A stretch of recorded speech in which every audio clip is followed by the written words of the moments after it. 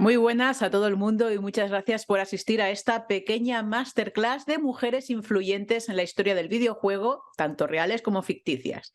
Para los que no me conozcáis, soy Laura Luna, soy comunicadora especializada en videojuegos, me leéis habitualmente en Mary Station, me habéis visto presentar algunas secciones en Ubit, soy colaboradora habitual en Sportmaníacos y también soy presentadora del canal Sportsby Live, de la sección de International. Y también he escrito varios libros. He escrito La tragedia del fantasma de Esparta, con héroes de papel, donde hago un repaso de la mitología griega y nórdica que hay en God of War. Y pendientes de publicar tengo con RBA Ediciones dos libros que pertenecen a la colección Videojuegos Legendarios, que tratan de la historia de Resident Evil y la historia de The Witcher y alguna otra cosita más que nos espera en el futuro.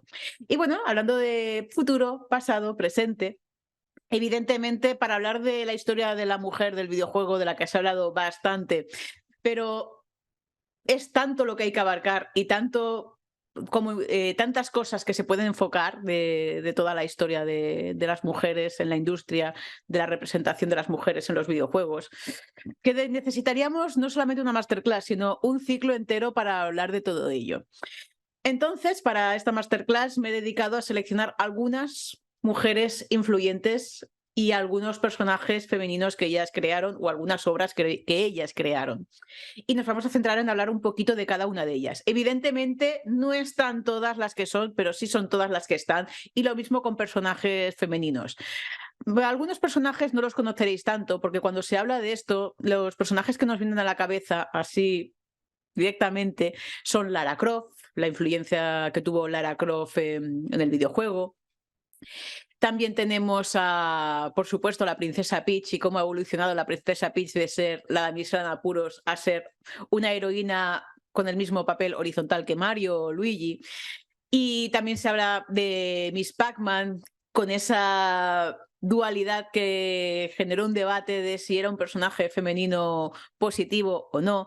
Tenemos también a Samus Aran, la protagonista de Metroid, con aquella sorpresa que dio a los jugadores cuando ese avatar que controlaban, que era una persona en servo armadura, se quitaba el casco y era una mujer. Con ciertos premios un poco cosificantes para ella que la ponían en bikini al final del juego. También se habla de heroínas modernas como Aloy de Horizon Zero Dawn o de Ellie de The Last of Us, pero hay personajes que también se han olvidado y que también causaron un impacto en la historia. El tema de la historia del videojuego, así como pasa en la tecnología, es que hay muchas mujeres que han estado allí, pero su historia ha sido invisibilizada. A mí de pequeña me hubiera gustado oír quién era Ada Lovelace. Me hubiera gustado saber que Hedy Lamarr había inventado la tecnología en la que se basó, el Wi-Fi.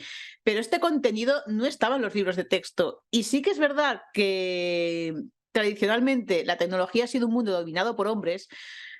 Bajo ese resumen simplista, pues se han ocultado biografías muy interesantes de mujeres que también crearon su huella en la historia. Y también se ha despreciado los logros que han hecho mujeres como que no han sido tan importantes o que era una cosa muy fugaz y se han olvidado en el tiempo. Así que mi objetivo con esta masterclass es recordar algunas de las mujeres que han influenciado en la historia del videojuego, qué podemos aprender de ellas a día de hoy y algunas de sus creaciones de personajes femeninos y qué podemos aprender de ellos a día de hoy. Y por supuesto, es necesario visibilizar estas biografías y descubrir otras más que no están en esta presentación por motivos de tiempo, para recordar de dónde venimos, cómo hemos avanzado y para recordar que la tecnología y el videojuego no tienen género. La tecnología y el videojuego es para todo el mundo. Y algo que a mí me encanta de los videojuegos es que es una plataforma de ocio, de entretenimiento, en el que no se tienen en cuenta barreras físicas, no importa tu género, ni tu aspecto físico, ni tu edad. Evidentemente, aquí ya tendríamos un asterisco aparte para hablar de temas de accesibilidad y cómo el videojuego se ha ido haciendo más accesible y cómo ahora en las últimas décadas hay más importancia sobre la accesibilidad de los videojuegos. Pero esto yo creo que lo dejaremos para una masterclass aparte, ¿no? Así que bueno, cuando se habla del videojuego, del principio del videojuego, no sé si algunos lo sabéis, seguramente lo sepáis a estas alturas.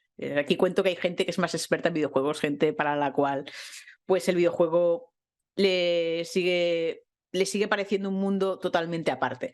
Pero los primeros videojuegos eran aventuras conversacionales, esto es, un texto en el que el jugador interactuaba mediante comandos de texto, por ejemplo, y la interfaz era únicamente texto, o sea, era la manera moderna de llevar un juego tipo elige tu propia aventura. Por ejemplo, tú veías un texto de estás en una habitación.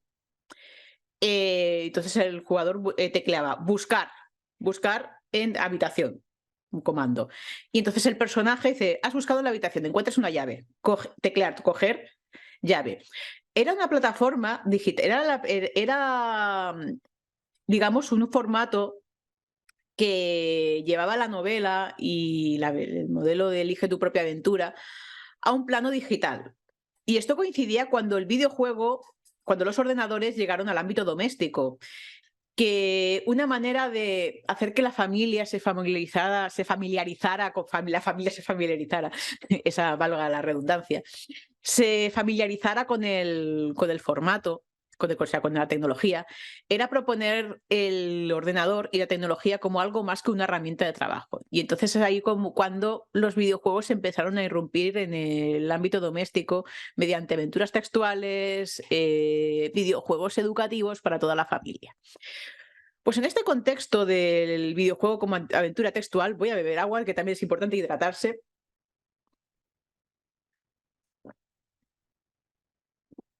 Llega Roberta Williams.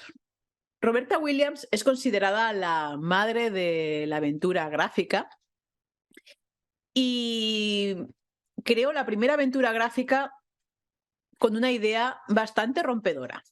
Roberta Williams ha sido siempre muy amante de contar historias y cuando era pequeña, delante de sus padres, hacía representaciones de historias que ella se había inventado y les llamaba jugar a las películas. Ella se inventaba una historia, la representaba delante de sus padres y siempre ha tenido esa pasión por contar, por narrar cositas.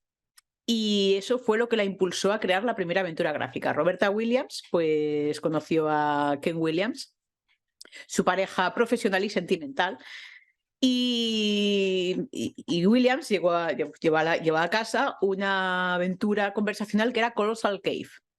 Y esto la inspiró a Roberta para pensar una idea y decir, ostras, pues esta aventura conversacional en la que los gráficos eran únicamente la imaginación porque todo era textual, ¿qué pasa si yo le meto puzzles que sean que tengan una base audiovisual? ¿Qué pasa si le meto gráficos a esto? ¿Qué pasa si pongo una plataforma visual en la que el usuario pueda interactuar con el entorno, que no solamente sea su imaginación y teniendo este feedback de introduzco comando, recibo cómo avanza la aventura, sino que tener un escenario donde se pueda interactuar con comandos, evidentemente, y donde yo vaya viendo la resolución de los puzzles en la pantalla. Y es así como creó la aventura gráfica. La aventura gráfica, para los que no sepáis, es un género de videojuegos, perdón. Es un género de videolúdico en el que el personaje, el protagonista, interactúa con el entorno y tiene que resolver puzzles. Y normalmente pues tienes unos comandos para interactuar con esos objetos que hay alrededor. Por ejemplo, abrir cajón, abrir puerta, beber vaso de agua y demás. Y a raíz de esas interacciones se van resolviendo puzzles. Tienes un inventario también, donde ese inventario tienes objetos que son claves para avanzar en los puzzles y demás. Evidentemente la aventura gráfica pues, ha evolucionado bastante. Pues la primera aventura gráfica que creó Roberta Williams era Mystery House, que era una historia de misterio inspirada en Cluedo, en aventuras de detectives, en el que un detective estaba en una casa, una mansión misteriosa, y debía resolver un crimen. Y la revolución de Roberta Williams fue llevar este formato de aventura conversacional a un pasito más allá, de incorporar gráficos, de crear un entorno que el jugador viera, que favoreciera su inmersión, que el jugador se sintiera dentro de esa casa, que el jugador viera pues lo que tenía delante y, oye, aquí está el cuerpo, ¿qué puedo mirar en el cuerpo? Tiene, no sé, tiene un arma el cuerpo. Pues vale, el arma del crimen ha sido un cuchillo. ¿Qué puedo hacer con el cuchillo? Coger cuchillo. Esta puerta está cerrada, pero he visto una llave dentro de un jarrón. ¿Servirá esta llave para esta puerta? Y era una manera de hacer que la aventura conversacional fuera más inversiva. Esta fue la primera aventura gráfica que hubo y llevó este género un poquito más allá. Fue un género que fue muy popular en los 80 y en los 90, donde había dos titanes del género, que eran LucasArts, que lo conocéis por aventuras gráficas muy famosas como Monkey Island, Maniac Mansion, y Sierra Online, también conocida como Sierra Entertainment, que fue la empresa que fundó Roberta Williams con Ken Williams para publicar Mystery House. También fue Roberta Williams, pues fue creando muchísimas aventuras gráficas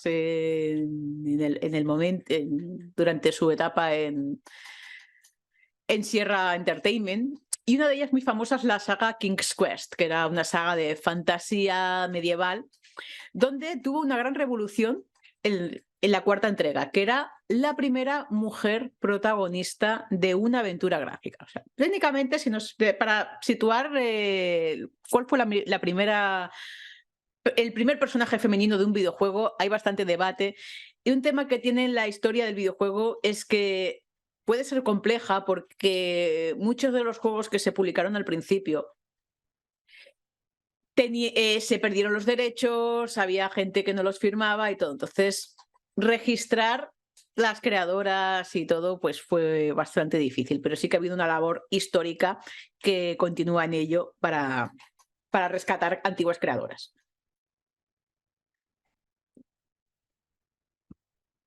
Se considera habitualmente que el primer personaje femenino, la primera protagonista femenina de un videojuego era Miss Pac-Man, pero también se descubrió que la primera protagonista fue Billy, que era de un juego muy sencillo de Atari en el que era una granjera.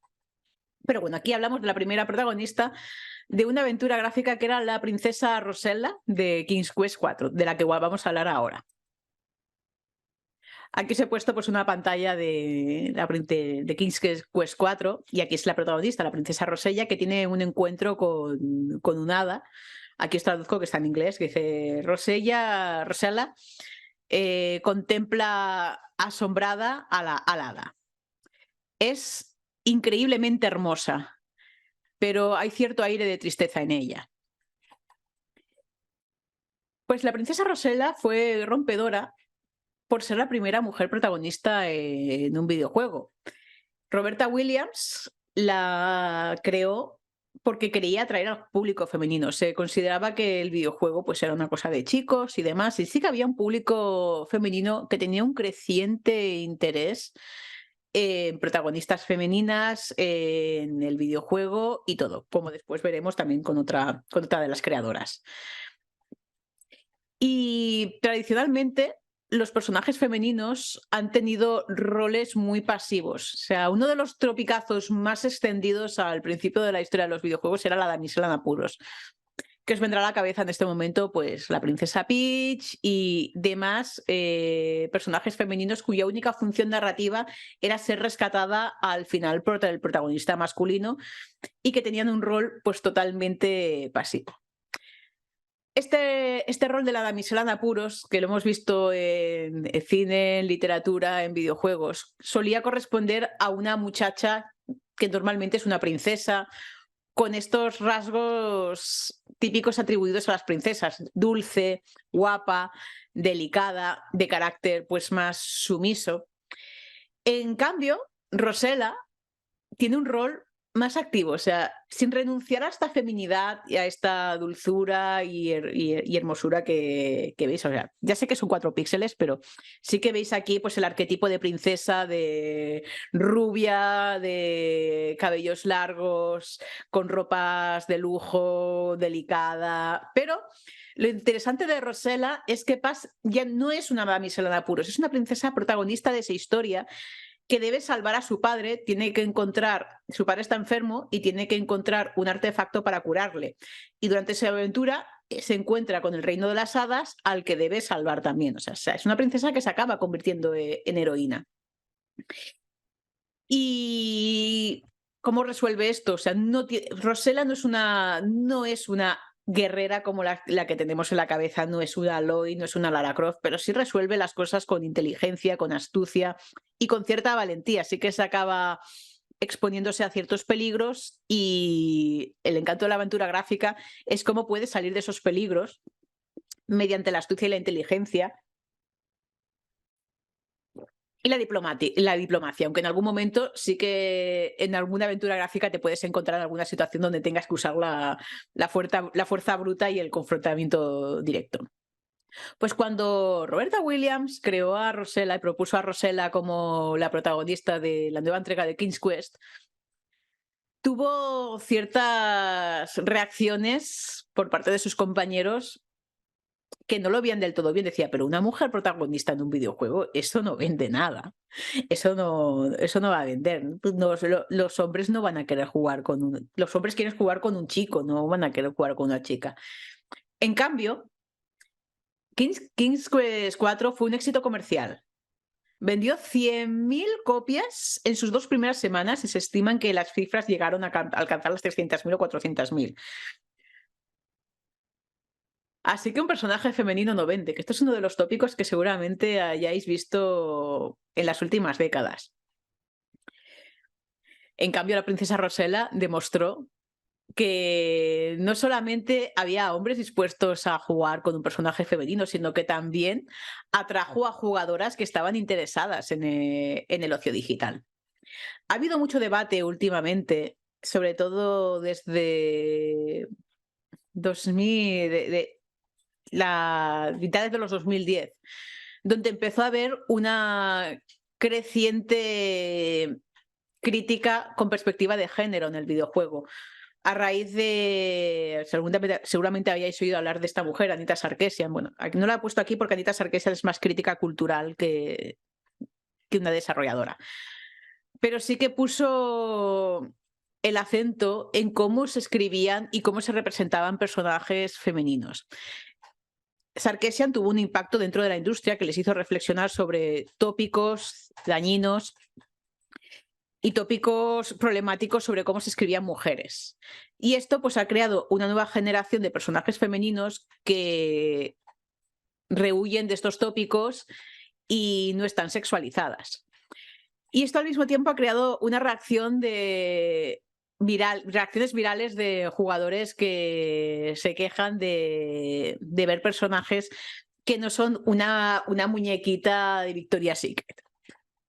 Esto pasó con Aloy, por ejemplo, que tuvo críticas porque no era lo suficientemente atractiva, con la misma Ellie de Last of Us, que tampoco era lo suficientemente sexy y demás. Sin embargo, Rosella, a pesar de que en su momento sí que levantó suspicacias por la idea de tener un personaje femenino como protagonista, sí que agradó. Y aquí estoy haciendo mi análisis personal, pero creo que Rosella tenía un equilibrio entre lo que es la feminidad tradicional de ser una mujer atractiva, hermosa, delicada, con una valentía y una capacidad de decisión, que era lo que hizo de ella un personaje carismático. Y esto es algo que comparten varios personajes femeninos antiguos y que parece que hemos olvidado en el tiempo. Otro personaje femenino que hizo Roberta Williams, que fue muy rompedor en el momento, era Laura Bow, que era una mujer detective.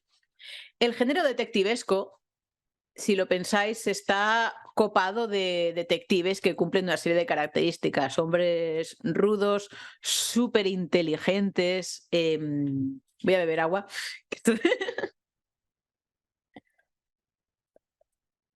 Esto de seguir hablando, o sea, admiro mucho a los profesores que os pasáis horas y horas hablando, pero bueno, delante de alumnos y todo eso. O sea, mis 10 a vosotros, sois los most valuable player, el MVP que se considera el jugador más valioso en una partida. Bueno, volviendo al tema.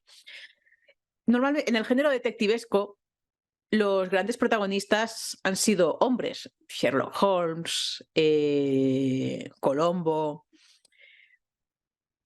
Perry Mason, o sea, detective, ahora mismo Benoit Blanc, protagonista de Puñales por la espalda, el Hercule Poirot, y se cumplen una serie de características. Son hombres que tienen un carácter pues decidido, tienen una inteligencia muy privilegiada, son súper inteligentes y luego pues en cierto modo rompen ciertas convenciones sociales del momento. Sherlock Holmes rompía ciertas convenciones sociales en el momento.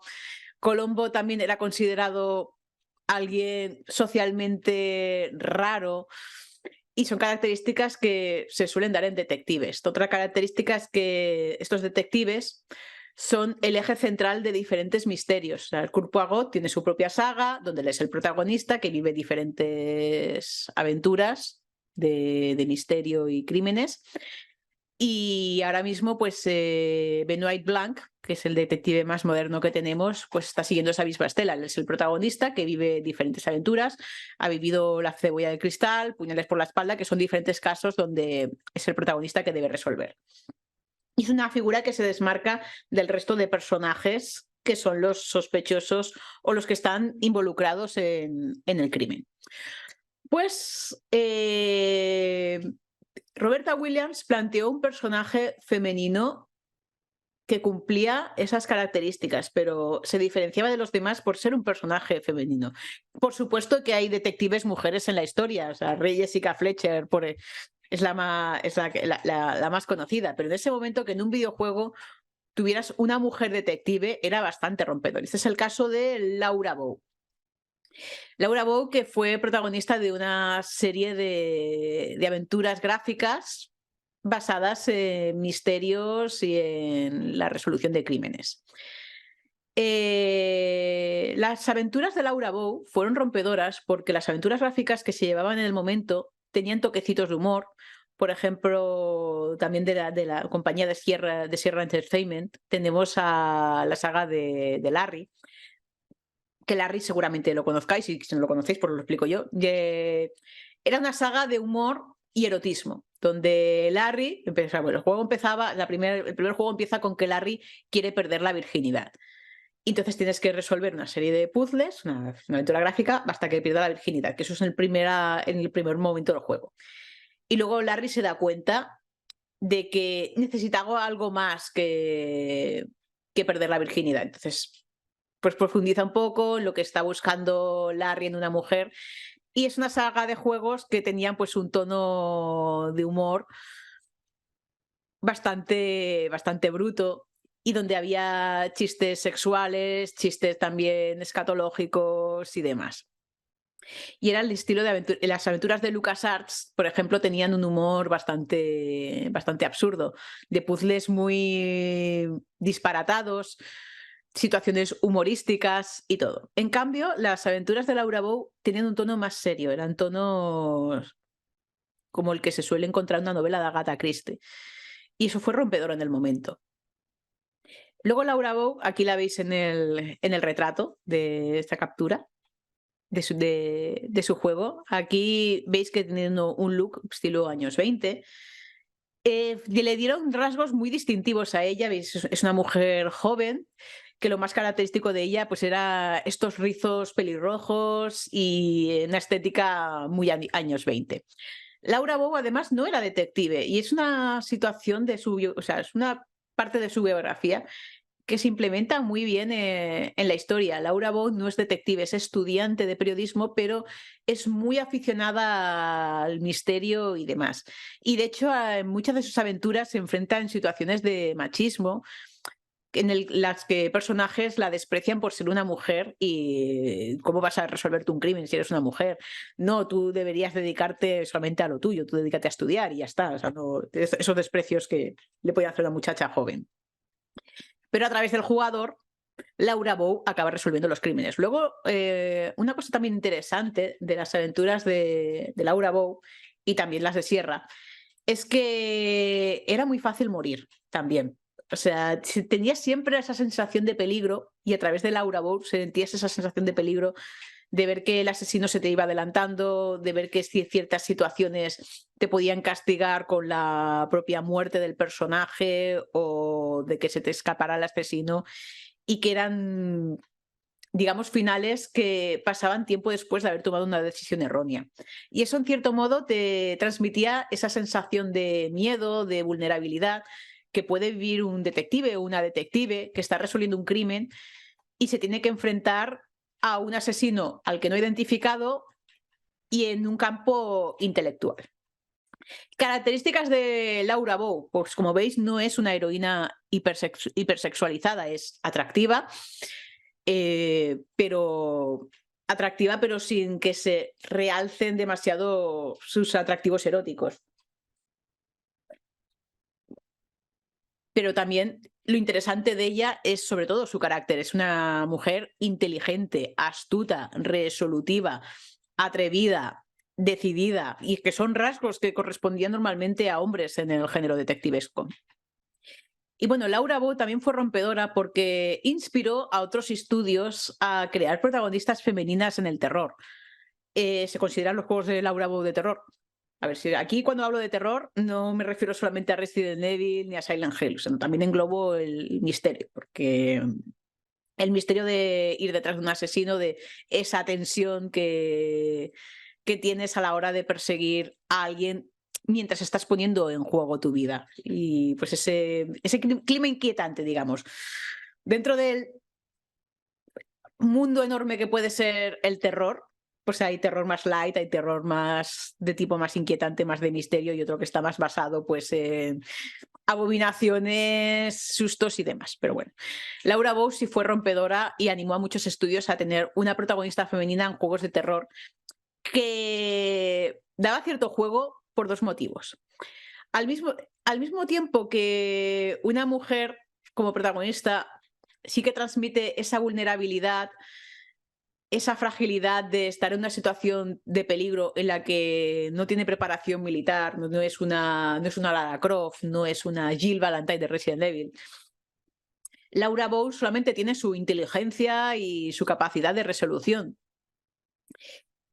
Y entonces sí que transmite esa vulnerabilidad de es una mujer corriente, solamente que con una inteligencia privilegiada, y que está a merced de un asesino que puede estar 2 pasos más adelante que ella. De un asesino que sabe que ha cometido un crimen, que tiene a esta mujer encima y que le puede destapar en cualquier momento.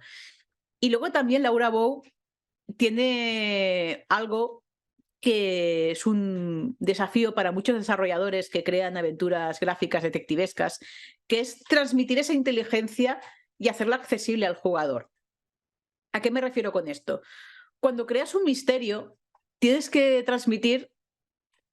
manejar un equilibrio, que es transmitir este misterio, ponerle puzzles y una resolución que sea asequible a los jugadores, pero que al mismo tiempo no sea demasiado facilón. Y este misterio y la resolución y cómo llegas a la resolución tiene que ser creíble tanto para el jugador que pone su inteligencia y a través de un personaje que tiene una inteligencia privilegiada. Y aquí Roberta Williams lo hizo muy bien, de ponerte un personaje con una inteligencia muy privilegiada como Laura Bow y al mismo tiempo hacer que el jugador participara en esa inteligencia y en esa capacidad de resolución. Que esto es lo complicado de crear una aventura detectivesca. Vamos a hacer un pequeño viaje hasta Japón, que en Japón también ha habido mujeres muy rompedoras en la industria. Y este es el caso de Rieko Kodama, que falleció recientemente, en paz descanse. Y ha sido una mujer muy rompedora dentro del género de rol. El género de rol, como ya sabéis, es un género en el que varios personajes, o sea, delimitar lo que es el rol y atendiendo a su evolución es bastante complicado, pero si en resumen es un grupo de personajes, un personaje o varios personajes que se mueven por un mundo abierto y viven una aventura y combates en los que hay que poner un componente estratégico. Tradicionalmente, el rol del que yo estoy hablando ahora, cuando hablo de Rieko Kodama, el rol pues empezaba a irrumpir en Japón donde había dos sagas que lo petaron que triunfaron en su momento y que a día de hoy siguen vigentes: Dragon Quest y Final Fantasy. El rol en aquellos momentos se definía como un grupo de personajes, o sea, bebía mucho de la noción de dragones y mazmorras, un grupo de personajes en el que cada uno estaba especializado en una habilidad y en el que este grupo de personajes tenían un objetivo común y recorrían un mundo para cumplir una misión que se iba complicando y demás. Y entonces, pues con un sistema de combate estratégico por turnos, en el que tienes unos enemigos y tú tienes como jugador pensar en la estrategia para ver cómo usar a estos personajes con sus habilidades, cuál es el más efectivo, en qué orden ponerlos a atacar y diversas gestiones. Pues Dragon Quest y Final Fantasy eran bastante relevantes en el momento. Y estaban triunfando por tener historias de fantasía apasionantes y basados pues, en una ambientación medieval. En cambio, Rieko Kodama creó un juego de rol que fue bastante rompedor por varios motivos. Pues era una diseñadora gráfica que empezó en Sega, su pasión era diseñar y estaba encaminada a hacer el arte publicitario de los juegos, de los juegos y de las campañas de marketing. Pero ella veía el marketing y las campañas publicitarias como una forma de poner su plato en la mesa, aunque no era lo que le apasionaba, porque a esta mujer le apasionaba crear. Y a través de Sega pues pudo dar rienda suelta a su creatividad. Y diseñó varios personajes en Sega, diseñó varios personajes, por ejemplo, de Alex Kidd, a sus enemigos, al mismo Alex Kidd, a otros personajes. Y entonces participó en un proyecto que era Phantasy Star, que muchos lo conoceréis. Y Phantasy Star fue una saga que en ese momento fue muy rompedora, y gracias a Rieko Kodama, que salió en 1987. Era rompedora por varios motivos. El primero, mientras que Final Fantasy y Dragon Quest se basaban en fantasía medieval, heroica, tradicional de la literatura y todo eso, Rieko Kodama incorporó elementos de ciencia ficción a la fantasía medieval. O sea, no hizo una aventura de fantasía únicamente medieval, ni únicamente de ciencia ficción, sino que mezcló ciencia y tecnología, que eso en aquel momento era bastante único. Esta mujer además era muy fan de Star Wars y Star Wars la inspiró a crear esta ambientación que era totalmente rompedora. Porque ella veía Star Wars y veía a Luke Skywalker, que le veía una vestimenta que le hacía pensar en un samurái. Bueno, ya sabes, los Jedi están inspirados en los samuráis, en cierto modo. Y le veía pues con su traje y ya pensaba, dice, pero si parece que está vestido para hacer judo o como si fuera un samurái y va con un sable láser. Pues ¿por qué no crear un mundo en el que se mezclen elementos tecnológicos con elementos más tradicionales de la fantasía? Y así nació Phantasy Star. En Phantasy Star hay espadas, hay escudos, hay esos elementos de fantasía medieval, imaginaos el típico poblado medieval con sus casitas de madera y todo muy verde y demás, pero al mismo tiempo había naves espaciales, había láseres, había pistolas láseres y todo. Esta es la gracia de Phantasy Star. Luego, además, otra revolución que introdujo en Phantasy Star fueron las mazmorras en 3D. Por supuesto, no fue el primer juego en tener 3D. Ese honor se atribuye a Wolfenstein, a Doom y demás. Pero que en un juego de rol pasaras de la exploración a una mazmorra con pasillos en 3D, eso era muy revolucionario del momento. Y eso lo consiguió Rieko Kodama. Y lo último, pero no menos importante, creó a Alice Landale, que era la primera mujer protagonista de un RPG o un JRPG. La diferencia entre JRPG es el Japan Role Playing Game, el juego de rol japonés que tiene su propia estructura, sus propias características, y el RPG que se considera más al rol occidental. Pues aquí he seleccionado pues, una imagen del arte de Phantasy Star, porque eran pixelitos pequeños, ¿no? En ese momento.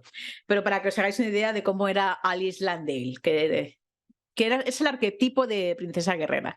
Y aquí podéis ver lo que decía de esta mezcla de ciencia ficción y tecnología. Tenemos aquí, pues es una muchacha armada pues con escudo, espada, que tiene una armadura, pero veis que esa espada es una espada láser, está ahora mismo bloqueando un láser y tiene esta estética que es muy, muy peculiar, que dirías que es una estética medieval, pero al mismo tiempo retrofuturista, y os hará pensar pues en series antiguas de animación como la de Ulises, ay, ¿cómo se llamaba? Como la serie esta de naves espaciales de Ulises, de este género y demás. Pues aquí tenemos a otra princesa guerrera. O sea, lo de princesa es un poco spoiler, pero bueno, me lo vais a permitir. Aquí cuando hablo de princesa guerrera no solamente hablo del estatus nobiliario, sino al arquetipo. Una princesa guerrera que vuelve a unar pues, estas características de belleza femenina tradicional, un aspecto delicado. Es una mujer además muy dulce, bondadosa, compasiva, pero también es una mujer muy valiente, fuerte y decidida. Y aquí pues veis un tipo de princesa que no es una damisela en apuros, con una indumentaria que no es un vestidito de sedas y encajes, que es una armadura, pero que al mismo tiempo combina elementos femeninos. Tiene su lazo rosa, o sea, su diadema rosa, este faldón rosa, colores así en tonos pastel, pero al mismo tiempo es una armadura. ¿Veis aquí esta dicotomía entre lo femenino y algo más tradicionalmente masculino, digamos?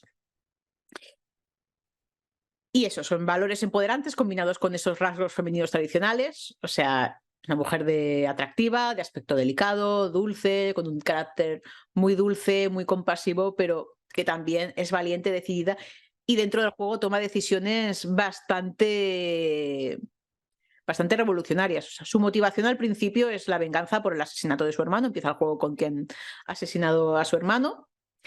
Y mientras va buscando al asesino, se da cuenta de que la galaxia, el sistema solar de Algol, donde está ella, está en peligro y entonces lo tiene que salvar. Y esto de la motivación por venganza seguramente hayáis oído, y en el momento que estamos grabando esta sesión se ha hecho bastante viral en redes sociales el tópico de la mujer en la nevera. Y Alice Landale le dio una vuelta a este tópico de la mujer en la nevera. La mujer en la nevera es para los que no lo conozcáis, es un topicazo, es un tópico en el que una mujer es asesinada para justificar el desarrollo narrativo del hombre protagonista. Y seguramente os ocurrirán 50.000 películas, videojuegos y demás donde esto pase. Tenemos hombre protagonista, matan a su mujer, suele ser su mujer, su hija, su madre, alguien con el que haya un vínculo sentimental. Es un estereotipo negativo de por sí. Y mira, a ver, no es malo que ocasionalmente para escribir una historia pues justifiques el arco de venganza o la evolución de un personaje masculino con que ha perdido a su mujer, su novia, su hermana, su madre, etc. El tema, lo que hizo problemático a este topicazo es que era muy habitual. Y ver cómo personajes femeninos en algunas obras eran reducidos a cumplir este tópico sin darles opción a desarrollo y sin darles, digamos, un arco narrativo propio que fuera más allá de morir para justificar este desarrollo narrativo de un protagonista masculino. En cambio, aquí Alice Landale giraba las tornas. Era la mujer que buscaba venganza por el asesinato de un hombre que era su hermano. Evidentemente, el hermano solamente sale para morir. Pero al mismo tiempo, en el mismo juego, acabas encontrando personajes masculinos con motivaciones propias, con un arco propio y que no se limitan a ser los satélites de Alice. Y esto es lo interesante. Luego también Alice se convierte en el líder de un grupo que se va uniendo a ella poco a poco para progresar en la salvación del sistema solar de Algol. Y era un grupo muy diverso con personajes de diferentes características, géneros y procedencias, que era y es una cosa que personalmente creo que es uno de los encantos del rol. En el rol tú tienes un grupo de personajes de diferentes géneros, ves en el mismo grupo hombres, mujeres, de diferentes razas, procedencias, de razas dentro del mundo. Y puedes tener, pues, mismamente en Fantasy Star uno de los compañeros es un gato. Luego había otro compañero que era Lulz, que era un personaje bastante andrógino. Y cuando se plantearon escribirlo, le habían planteado como que empezara siendo hermafrodita y que luego, pues, al crecer, pues ya se fuera, ya fuera definiendo su género según las decisiones o las elecciones del jugador. Pero sí que era un personaje que, digamos, desafiaba roles de género del momento. Y volviendo a lo que estaba diciendo de lo interesante de un juego de rol, es que tienes diferentes personajes y en el que, a ver, hay excepciones, pero no hay desigualdades dentro del grupo. Cada uno tiene su motivación, cada uno tiene su personalidad, su arco narrativo, pueden tener diferencias entre ellos, pero van tejiendo un compañerismo en favor a un objetivo común. En este caso es la salvación del sistema solar de Algol, sistema solar ficticio donde pasa la historia de Phantasy Star, y donde se borran, digamos, esas barreras sociales. O sea, no importa que yo esté luchando al lado de un hombre, de una mujer, de una raza alienígena, tenemos todos un objetivo común. Yo seré de clase alta, tú serás de clase baja, pero somos conscientes de que nos une algo en común y podemos tener diferencias, por supuesto. Un ejemplo es Final Fantasy X, en el que el grupo, pues hay, digamos, rencillas entre uno de los personajes, que es Waka, que es un devoto religioso, que tiene con otra compañera que es Riku, que pertenece a la raza de los Albet, con el que Waka tiene prejuicios racistas, y cómo acaban encontrando un objetivo común y cómo además dentro de esta aventura los personajes evolucionan y ver cómo se tejen amistades dentro de este grupo. Bueno, y en otros juegos de rol más trágicos ves cómo estas amistades se rompen por algún motivo. Pero yo creo que lo bonito del juego de rol es eso de cómo es un sistema que elimina esas barreras sociales que hay dentro de los miembros del grupo. Y era algo que ya demostraba Phantasy Star. Brenda Laurel no es tan conocida como otras diseñadoras que he mencionado. O sea, Rieko Kodama sí que ha sido conocida. Roberta Williams, bueno, Roberta Williams se lleva reivindicando desde hace un tiempo y demás. Y Brenda Laurel no es tan conocida como una Rieko Kodama, ni como una Roberta Williams, ni como otras creadoras de las que hablaré un poquito después. Pero sí fue rompedora en su momento por algo que voy a contar aquí.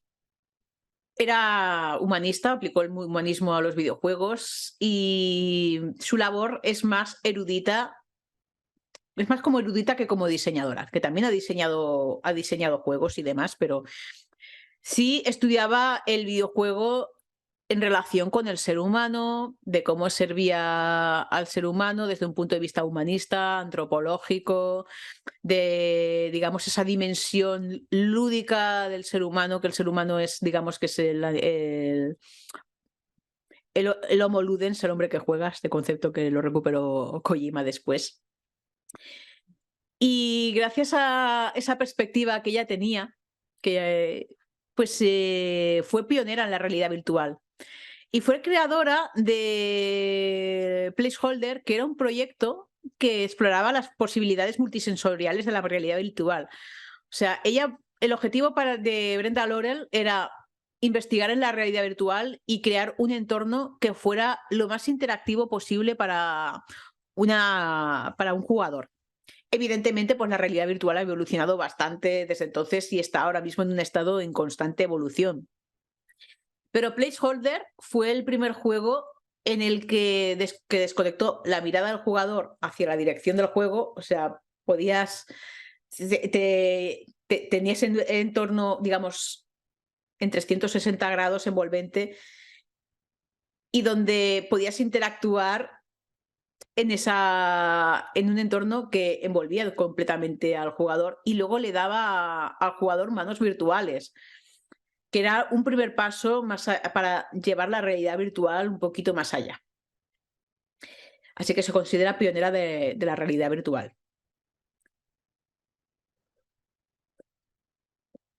Y luego también fundó un estudio llamado Purple Moon, la luna púrpura, que era un estudio con un objetivo muy claro: llevar el videojuego a las niñas. Brenda Laurel se daba cuenta de que había un creciente interés de las niñas por los juegos y que había videojuegos para niñas. Estaba pues videojuegos como el videojuego de la Barbie y demás. Pero ella sentía que era el momento de estudiar lo que buscaban las niñas cuando iban a jugar a un videojuego. También ella veía que el marketing estaba muy dirigido a niños y todo, a ensalzar valores masculinos. Y con Purple Moon quería crear un estudio que el proceso creativo se incorporara un estudio sobre las niñas, los gustos de las niñas, las inquietudes de las niñas y plasmarlas estos en un videojuego. Y esto llevó a la creación de Rocket Movado, que era una niña protagonista de una serie de aventuras cotidianas, que ahora la veremos después. El gran logro que tuvo con Rocket Movado, que creo que tuvo una saga bastante larga, fue crear una red de jugadoras que conectaron a través de la página web de Purple Moon. Esto era en los pañales de Internet. Y a través de Purple Moon, que tenía su web, tenía un foro donde las niñas se conectaban para compartir sus impresiones de los juegos, compartir cómo habían resuelto puzzles, para ayudarse, para conocerse, para quedar. Y allí, gracias a Rocket Movado y a Purple Moon, se creó una comunidad de niñas jugadoras, que esto es muy, muy importante. Rocket Movado le he llamado la heroína cotidiana porque las aventuras de Rocket Movado no tienen que ver con la detective Laura Bond, ni es una arqueóloga intrépida como Lara Croft, una cazatesoras como Lara Croft, ni es una Aloy con su arco y demás. Rocket Movado era una niña normal y corriente, y era la gracia que tenía. Era una chica una niña pues, de instituto, que era sensible, que era muy intrépida, le gustaba descubrir cosas, vivir, digamos, aventuras cotidianas. Y lo rompedor de ella era que tenía un diseño muy diferente a otras heroínas. O sea, tiene un aspecto agradable, pero no vemos aquí una princesa Peach, no vemos con un vestido rosa, corona y melena rubia deslumbrante. No es una Rosella, o sea, a ver, a todo esto, no estoy despreciando en ningún momento personajes con una estética femenina más tradicional, pero quiero resaltar que Rocket Movado sí que era rompedora porque huía un poquito de estos cánones estéticos. No era la Barbie, no era una Barbie estilizada. ¿Por qué la comparo con la Barbie? Porque luego tuvo su propia línea de juguetes. O sea, Barbie Movado se vendió como una muñeca con su línea de juguetes y todo. Pues era una niña pues más corriente, con una que exploraba también su creatividad, usaba también la ropa como un medio de expresión y todo. Y sus aventuras, o sea, no eran vengarte de la muerte de tu hermano, ni salvar una galaxia, ni nada, pero eran vivencias muy cotidianas de instituto. que tenían su exploración y toma de decisiones. Estas vivencias cotidianas pues, se basaban en, bueno, quiero comprar un regalo a mis padres para Navidad, ¿qué puedo hacer? Que voy a clase, soy nueva en este instituto, ¿cómo puedo relacionarme con los demás? Y luego también exploraba inseguridades de una niña de 12 años, como, oye, que me he puesto esta camiseta y ha venido una niña al instituto con esta misma camiseta que yo, me siento insegura. Veo una niña que es más bonita que yo. ¿Cómo puedo sentir esa inseguridad? Veo que esta niña tiene más amigos que yo. Y eso fue un arma de doble filo porque sí que tuvo críticas por, digamos, potenciar esa rivalidad femenina. Y luego también tenía ciertos clichés racistas que no voy a reproducir aquí ni nada. Pero al mismo tiempo sí que consiguió conectar con las niñas en cierto modo. O sea, por supuesto que ninguna de las heroínas que he puesto aquí, ni Alice Landell, ni Laura Bow, ni Rosella, sean pluscuamperfectas. Y evidentemente, pues el videojuego como producto cultural está sujeto a diferentes debates, opiniones y todo. Y yo creo que es perfectamente válido reconocer el impacto de Rocket Movado y sus virtudes al mismo tiempo que ser consciente de sus defectos y de cosas que han envejecido mal.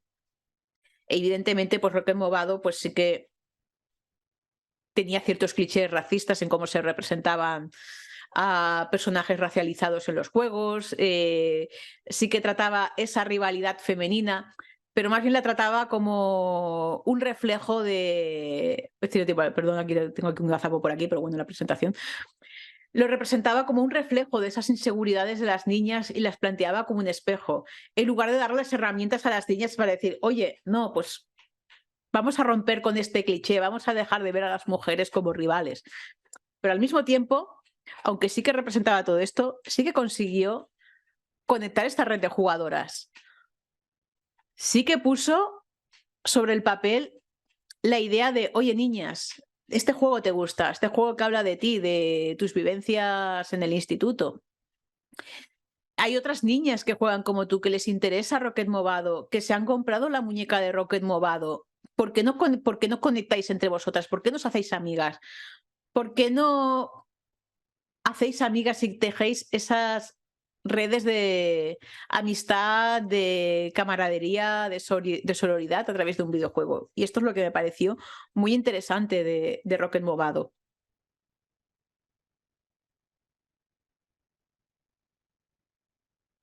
Pues la línea de juguetes también pues tuvo también su progreso, ya no se comercializan ni los juegos ni las muñecas de Rocket Movado. Y hasta la misma Brenda Laurel, cuando se cerró Purple Moon y todo, le hizo un entierro simbólico a la muñeca y en agradecimiento pues por todo lo que le había hecho vivir. Y bueno, aquí me he centrado en las aventuras cotidianas basadas en instituto. Luego también tuvo una saga Rocket Movado de misterios que tenían un toque más de fantasía, pero arraigados en este contexto más cotidiano. Donna Bailey fue una de las pioneras en la industria, en Atari, una de las primeras empresas de videojuegos donde se inició gracias a su pasión por la programación. Aquí no voy a hablar de personaje femenino que hizo Donna Bailey, pero sí de un juego que demostraba que el videojuego no entendía de géneros, ni de edades, ni de otras barreras sociales. Y es que era apasionada de Donna Bailey, apasionada de la programación y de la biología, la inspiraron a crear un juego llamado Centipede, 100 pies en castellano, que es este juego con el que está posando aquí en la imagen. Y cuando recibió el encargo de Atari de, ostras, pero yo cómo voy a hacer un videojuego de cero, en aquel momento los procesos creativos de los juegos eran más breves y muy a menudo correspondían a una única persona y con asistencia del equipo un poco menor. Y entonces pues ella empezó a tener una lluvia de ideas de qué videojuego podía hacer para recreativas y pensó, oye, me gusta la biología. Un juego sobre un 100 pies que recorre la pantalla. Y esto fue creciendo de, oye, vamos a imaginar que este 100 pies es un 100 pies que está invadiendo tu jardín, el jardín del jugador. Y el jugador pues le tiene que disparar, pero este 100 pies, cuando no le disparas en la cabeza, le disparas en otra parte del cuerpo, se divide en 2 pequeños 100 pies. Y vamos a añadir otra dificultad. Vamos a poner setas en el jardín, que es cuando el 100 pies se choca con una de ellas, pues da la vuelta y gira en otra dirección. Y cada vez que mates a uno de los segmentos, o sea, que dispares al 100 pies, donde no es la cabeza, se cree una nueva seta. Y creando este desafío. Puede ser, a priori, puede ser una idea bastante simplona, pero fue muy, muy, muy atractiva en el momento. Y enganchó a muchos jugadores en los salones recreativos, como lo hizo Pac-Man. Y bueno, con esta descripción seguramente os esté llegando a la cabeza a algunos la serpiente de Nokia. El objetivo de Donna Bailey era crear un juego que fuera visualmente muy bonito. Ella pensaba, dice, vale, tengo esta idea, pero quiero que los jugadores pasen por la creativa, vean una pantalla muy vistosa y digan, ostras, quiero jugar a esto.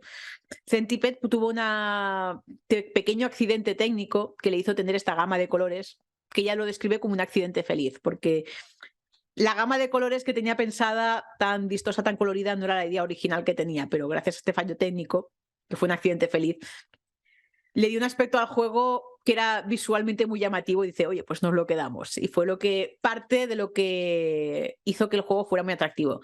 Fue un juego que fue jugado por hombres y mujeres por igual, que es un logro que se considera similar al de Pac-Man.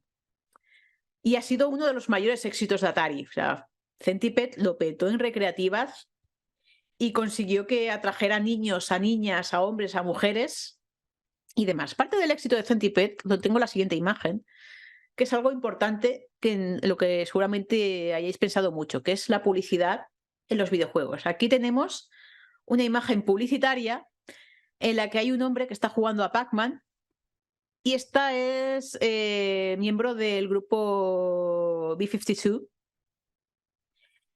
que está jugando al Centipede. Con esta imagen te transmite esta idea que llevamos transmitiendo en la Masterclass. El videojuego no es solamente para hombres, es también para mujeres, para cualquiera. Y la publicidad y cómo se comercializa un producto tiene un impacto muy importante en el tejido social y en cómo percibimos ese mensaje que nos hacen llegar. O sea, si tú ves esta imagen, te transmite lo que es un salón recreativo y en el que aquí no hay 2 hombres jugando, no hay un grupo de hombres jugando, hay un hombre y una mujer jugando a diferentes juegos, a 2 juegos de éxito. Y te está transmitiendo de sí, este juego es para hombres, para mujeres. De aquí pues cierro con una de las mujeres que más admiro. No es la más, o sea, por supuesto, es una de las mujeres pues más míticas que hemos tenido en la industria y que a día de hoy sigue trabajando, que es Brenda Romero. Brenda Romero tenía unos orígenes muy humildes, o sea, es hija de una mujer que se quedó viuda cuando ella era pequeña y tuvo que sacarla adelante. Y ella recuerda pues estos orígenes humildes bastante a menudo, de ver cómo su madre tuvo que sacarla adelante y cómo ello, como veremos después en las conclusiones, le hicieron reflexionar sobre el acceso a la tecnología de los pequeños, que es un dato importante. Pues Brenda Romero empezó a trabajar muy joven, mientras estaba estudiando, y se inició en el mundo de la tecnología como tester del juego de rol lo voy a pronunciar bien, Wizardry. Y empezó a ser tester, entonces lo que tuvo que hacer era probar el juego y luego trabajó, digamos que, de asistencia al jugador, que era un servicio que ahora ese servicio lo han sustituido las guías y todo, pero en aquel momento muchos juegos tenían una línea de atención al cliente donde tú podías llamar y pedir que te ayudaran para resolver un puzzle o un combate o algo. Y ella trabajaba de esto, entonces se tuvo que jugar Wizardry desde los cimientos, conocer todos los entresijos, todos los secretos, descubrir todos los trucos para ayudar a los jugadores. Y este conocimiento profundo del juego la llevó pues a progresar dentro de la industria y se convirtió en la diseñadora principal de una de las entregas de la saga.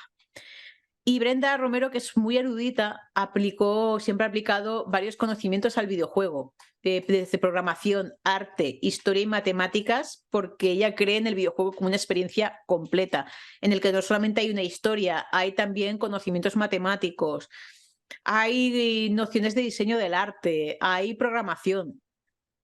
También siempre ha sido muy fan de Dragones y Mazmorras, del juego de mesa, y esto la inspiró a crear universos muy inmersivos, y también participó en la creación de algunas entregas de la saga de Dragones y Mazmorras, donde se mezclaba el beat'em up con elementos roleros.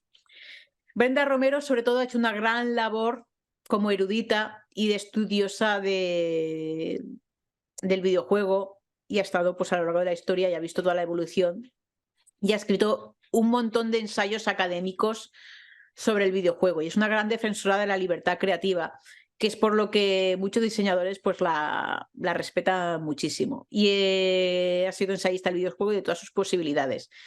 Ella tuvo un experimento que fuera bastante controvertido en su momento, que diseñó un juego de mesa, y con ese juego quería demostrar cómo se podía hacer participar al jugador en ciertas realidades y llevar un concepto histórico incómodo a través del juego. Ella diseñó un juego de mesa que consistía en que el jugador tenía un tren y pasajeros, y que el jugador tenía que gestionar los pasajeros dentro del tren. Pues cuando completaba el tren, el jugador descubría, esto es un juego de mesa, que el tren iba a Auschwitz. Y era un experimento que ella hizo para transmitir mira, un concepto tan horrible como es Auschwitz, cómo se puede gamificar y cómo puede hacer al jugador reflexionar sobre un tema, decir, ostras, soy un monstruo. He metido presos en un tren para un campo de concentración. Y como el videojuego, pues también te hace participar en actos que fuera de un entorno virtual serían criticables. O sea, evidentemente tú te pones a jugar a Doom y en Doom te estás liando a tiros, evidentemente. Y es un juego muy violento que ya ha defendido mucho, que Doom lo hizo su marido, John Romero. Y al mismo tiempo, cómo te crea un entorno virtual donde las normas morales no son las mismas que aplicarían a la vida real. Y al mismo tiempo se crean entornos donde hay cierta moral interna en la que el jugador participa. También hizo un ensayo muy interesante que se llama Sex in Games, que le inspiró su participación en el videojuego de Playboy, en el que ella hablaba de cómo representar la temática erótica en un videojuego y cómo explicar a los diseñadores que lo más importante a la hora de meter temas adultos, lo más importante era la honestidad, de mira, si vas a meter representación erótica, lo más importante es que seas honesto, tanto con tu público, con tus intenciones y con el mensaje que quieras transmitir. Eso es el resumen. Pero bueno, Brenda Romero merecería una masterclass aparte de todo esto. Y bueno, gracias a este conocimiento tan profundo desde la propia experiencia, desde la evolución de la industria, desde esta inquietud académica por todos los aspectos del videojuego, ha sido y es una persona muy, muy influyente en cómo se diseñan videojuegos y todo. Y cómo el videojuego ha evolucionado y va evolucionando. Y bueno, para las conclusiones yo me quedo con unas declaraciones que hizo la misma Brenda Romero cuando lo entrevistaron sobre cómo mejorar el clima en la industria para las niñas. Que bueno, el objetivo de esta Masterclass, ya sabéis que entre otras cosas es acercar el videojuego también a las niñas y digamos que ir añadiendo ladrillos a esta casa, a un espacio seguro, para que sigamos progresando hacia una industria pues más inclusiva, más diversa. Entonces le preguntaron cómo hacer la industria más inclusiva, diversa y demás. Y ella planteó 3 claves. La primera es la visibilidad, que lo hemos comentado al principio de esta clase. Y es que la gente necesitamos vernos representados. O sea, es un elemento psicológico, cultural. O sea, si si una niña no ve, no conoce referentes de mujeres en la industria, va a pensar, va a recibir un mensaje consciente o inconsciente de que ese mundo no es para ella. Por eso es importante recordar las mujeres que han hecho historia en la industria, de cómo se enfrentaron a prejuicios en la industria y todo. Y lo mismo para los personajes femeninos. Si tú, todos los juegos que juegas, todos los videojuegos que juegas, hay protagonistas masculinos con ciertos valores y sin nada más, vas a recibir un mensaje muy potente y muy negativo sobre que esa es la única manera válida de existir. Porque no olvidemos que la ficción es un vehículo cultural también donde se transmiten valores, transmite, digamos, ese ecosistema en el que vivimos y la construcción de la sociedad de la que vivimos. Otro pilar importante que también ha sido tema de debate en los últimos años es la accesibilidad. Y esto ya lo cuenta también desde su punto de vista como alguien que ha vivido en un hogar muy humilde. Y es que los niños necesitan acceder a las tecnologías desde edad temprana. Perdón el typo, pero los niños necesitan tener acceso a estas tecnologías. ¿De qué sirve incentivar que las niñas, los niños estudien ciencia y tecnología si no lo ven en su entorno académico? Y ya sé que últimamente, que en los últimos años se han introducido el videojuego en el aula, las tecnologías en el aula, y eso a mí me parece interesante, de que la tecnología no sea un privilegio para los más ricos, sino también para gente con pocos ingresos y que pueda plantearse una carrera y que el impedimento no sea ni tu género ni tu clase social. Y luego, por supuesto, el más obvio y también uno de los más importantes, los de fueranitos. Si tú de pequeño vas interiorizando, de pequeña vas interiorizando que los videojuegos son para los niños, que la tecnología es solamente para hombres, que las mujeres tienen que tener un rol más tradicional. Y oye, no hay nada de malo en querer dedicarte a profesiones feminizadas, ni a querer ser ama de casa, ni a querer dedicarte a la industria de la moda, ni al maquillaje, ni nada de eso. Pero que sepas que la tecnología y los videojuegos también están ahí para ti, tanto como si te quieres dedicar profesionalmente, como si los quieres disfrutar como jugadora y demás. O sea, es importante destruir esos mitos que ya se habían destruido y por eso os he hecho esta clase, para recordaros a mujeres que han roto estos mitos, que han demostrado que el videojuego es para todo el mundo. Y bueno, aquí unos recursos, un par de recursos. La misma Brenda Romero tiene una conferencia llamada Diversity in Gaming, en el que habla de la diversidad y de esta evolución de cómo se representan personajes masculinos y femeninos en los videojuegos y que me parece muy interesante, que la podéis encontrar por internet. Y luego un libro que a mí me parece la Biblia en este tema que estamos tratando, que es Women in Gaming, 100 Professionals of Play, que es una enciclopedia hecha por Megan Marie en el que habla de la historia de mujeres de la industria desde los comienzos de la industria, desde la misma Roberta Williams, Carol Shaw, Donna Bailey y otras que están aquí o que no he mencionado, hasta 2018. Un libro se publicó en 2018 y de cómo ha habido esta evolución. Y es un libro muy interesante en el que también cuenta recursos y cuenta, digamos, guías para chicas que se quieran dedicar a la industria de, oye, quiero ser programadora de videojuegos, ¿qué tengo que hacer? Quiero dedicarme a ser creadora de contenido, ¿qué debo hacer? Quiero ser diseñadora de niveles, quiero dedicarme a la parte de marketing. Y me parece una enciclopedia muy interesante. Y bueno, pues aquí ha sido un vistazo muy rápido a la historia de la mujer al videojuego, con unos hitos, unas mujeres muy valiosas que hemos tenido y que han dejado su huella. Por supuesto, recalco que no están todas las que son, pero sí son todas las que están, perdón. Y lo mismo sobre personajes femeninos que han causado impacto. No están todas las que son, pero sí son todas las que están. Y bueno, espero que os haya gustado.